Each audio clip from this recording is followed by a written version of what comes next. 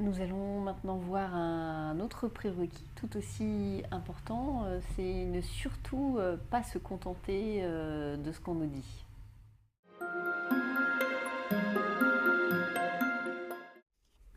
Alors, quand on fait une mission, il ne faut surtout pas se contenter de ce qu'on nous dit. Car quand on rencontre des gens, en fait, ils nous disent ce qu'ils ressentent émotionnellement.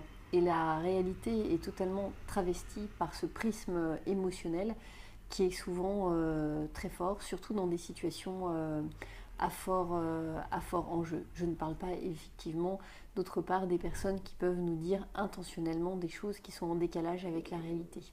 Mais un point essentiel, c'est de voir en quoi consiste ce décalage avec la réalité. Je vous donne un exemple concret que j'ai vécu ce matin. Un bon nombre d'ouvriers pensaient que l'usine allait être vendue très rapidement, que le groupe voulait absolument s'en dessaisir.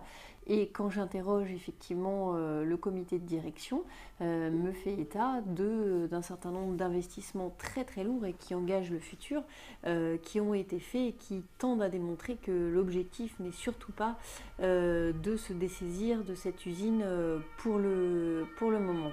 Voilà, donc il y a un décalage extrêmement important et il va falloir rencontrer pas mal de personnes selon des tirages au sort en fait représentatifs comme on l'a vu par avant, et d'autre part il va falloir recouper avec des éléments très factuels, des documents, des PV, etc.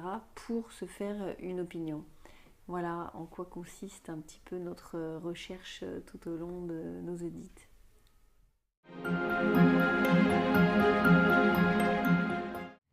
Donc nous avons vu qu'il ne faut surtout pas se contenter de ce qu'on nous dit.